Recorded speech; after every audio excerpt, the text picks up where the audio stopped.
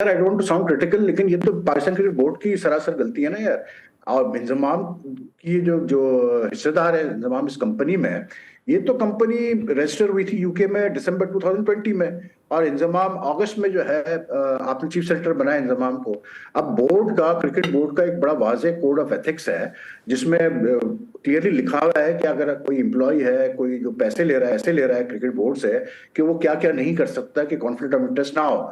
तो जब आपने अगस्त में इंजमाम को अपॉइंट किया, 900 एम्प्लॉयज रखे हुए आपने क्रिकेट बोर्ड में, हर डिपार्टमेंट आपका भरा हुआ है लोगों से, तो किसी ने नहीं पूछा इंजमाम से, या कोड ऑफ एथिक्स नहीं दिखाया उसको कि मतलब जब आप बंदे को अपॉइंट करते हैं तो आप उसको पूरा चीजें देते हैं, service rules, code of ethics के, भाई कहीं आप कोई ऐसा काम तो नहीं कर रहे जिससे कॉन्फ्लिक्ट ऑफ इंटरेस्ट हो। और इनसी से तो पूछना इसलिए जरूरी था क्योंकि सबको पता है कि इनसी के बहुत सारे बिजनेस वो है, अपना कैसे बोलते हैं, प्रोजेक्ट्स हैं।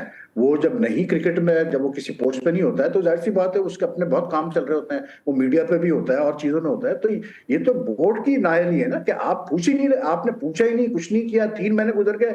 वो मीडिया में जब बात लीक आउट हुई तो फिर अब आपने बुला के कहा कि जी हम इंक्वायरी करेंगे। तो इट मतलब अब मैं क्या कहूँ यार, तला बोल बोल के भी हम तंग आ चुके हैं। वो ऐसा लगता है जैसे हम वही बीन बार बार बजाते हैं, लेकिन भाई पैथेटिक स्टेट ऑफ अफेयर्स है। मतलब इसमें किसी की गलती अगर है, इनसी की गलती नहीं है, ये गलती सरासर क्रिकेट बोर्ड के उन लोगों की है जिनका काम था देखना कि भाई पूछना इंतजाम से कि कहीं आप कहीं और को तो ऐसा कोई काम नहीं कर रहे जिससे कॉन्फ्लिक्ट ऑफ इंटरेस्ट हो।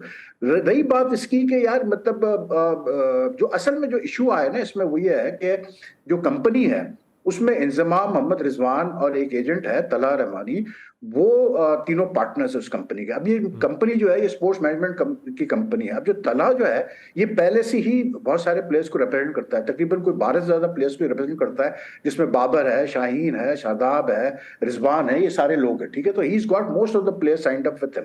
ठीक, तो एक ये सवाल जरूर उठता है कि यार एक कंपनी है जिसमें चीफ सेलेक्टर भी है और फिर प्लेयर्स का एजेंट भी है जो इतने सारे प्लेयर्स को रिप्रेजेंट करता है, तो क्या कॉन्फ्लिक्ट ऑफ इंटरेस्ट तो नहीं होता सिलेक्शन के मामलात में? तो ये सवाल तो उठेगा, सीधी सी बात है। कल जिस कंपनी को, तला की जो अपनी कंपनी है, पता नहीं सिमको क्या नाम है उसका, मुझे नहीं पता, साया इंटरनेशनल, उन्होंने कल एक प्रेस रिलीज भी इशू की, क्लैरिफिकेशन की, लेकिन वो कुछ मेरी समझ में नहीं आया कि वो कहना क्या चाह रहे थे उसके अंदर, क्योंकि कोई चीज क्लैरिटी आई नहीं। लेकिन आई डोंट थिंक यार कि इंजमाम इस टाइप का बंदा है कि वो मतलब सेलेक्ट करेगा सिर्फ ऐसा कि कोई एजेंट से साइन कर ले, लेकिन सवाल तो उठेंगे।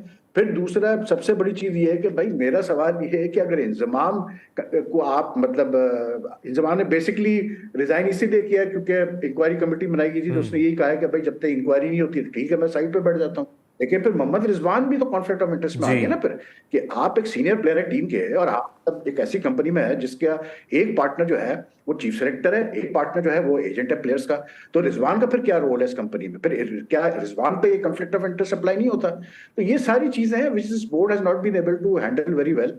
और हुआ ये है कि क्योंकि टीम हार रही थी, परफॉर्म नहीं किया वर्ल्ड कप में अच्छा, तो ये सारी चीजें जो है और ज्यादा हाईलाइट हो गई। अगर टीम शायद जीत रही होती इस वक्त, सेमीफाइनल्स के लिए कंटेंशन में होती, क्लोज कंटेंशन में होती, तो शायद इतनी ये बातें हाईलाइट भी नहीं होती।